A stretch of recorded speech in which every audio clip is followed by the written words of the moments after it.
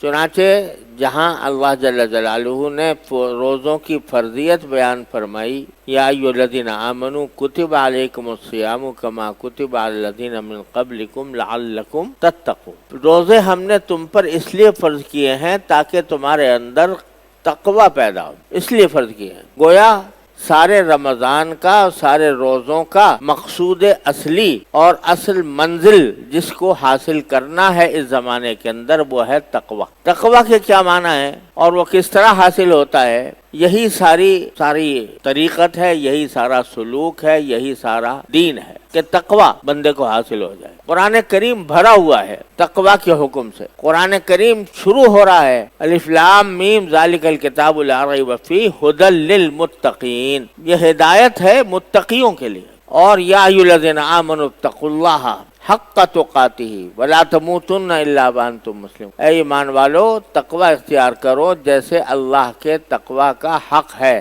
اور تمہیں موت ہرگز نہ آئے مگر اس حالت میں کہ تم فرما بردار ہو اللہ تعالیٰ کے۔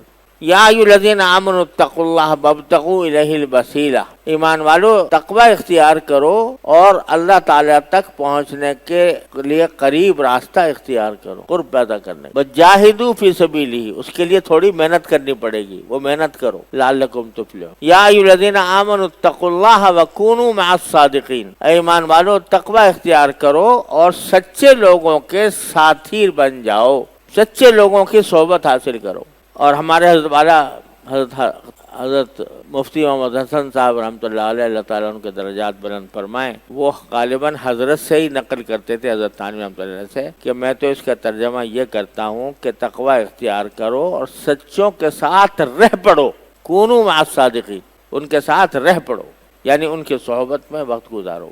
غرض قرآن کریم بھرا ہوا ہے تقوی کے حکم۔ اب تقوی کے درجات بھی مختلف ہیں جیسا کہ علماء کرام نے بیان فرمایا ہے، لیکن ایک تقوی وہ ہے جو ہر مسلمان کے ذمے فرض، ایسا ہی فرض ہے جیسے نماز فرض ہے، ایسا ہی فرض ہے جیسے روزہ فرض ہے رمضان، ایسا ہی فرض ہے جیسے زکوٰۃ دینا فرض ہے، ایسا ہی فرض ہے جیسے حج کرنا، سال دن عمر میں ایک مرتبہ حج کرنا فرض ہے۔ وہ کیا ہے؟ وہ ہے گناہ سے بچنا۔ اتقا، یتقی، اتقان عربی زبان میں اس کے لفظی معنی ہوتے ہیں بچنا، کسی خطرناک چیز سے بچنا، یہ معنی ہے تقوی کی۔ تو شریعت کی اصطلاح میں اور قرآن کی اصطلاح میں تقوی کے معنی ہے گناہ سے بچنا اور اپنے آپ کو گناہ سے بچانا۔ تقوی بہت زیادہ نفلی عبادتیں کرنے کا نام نہیں ہے۔ آپ ایک آدمی کو دیکھ رہے ہو کہ وہ صبح سے شام تک نفلی عبادتیں کرتا رہتا ہے، نفلی نمازیں پڑھ رہا ہے، نفلی روزے رکھ رہا ہے، ٹھیک ہے، اس کی ظاہر حال سے یہی معلوم ہوتا ہوگا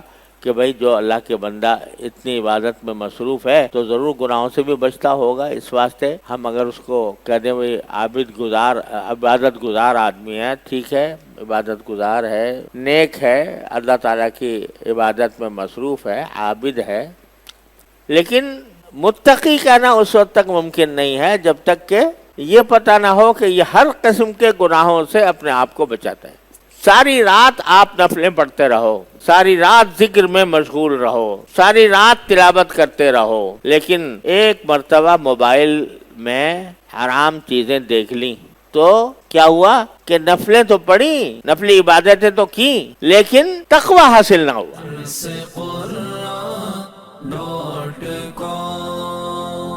www.darsequran.com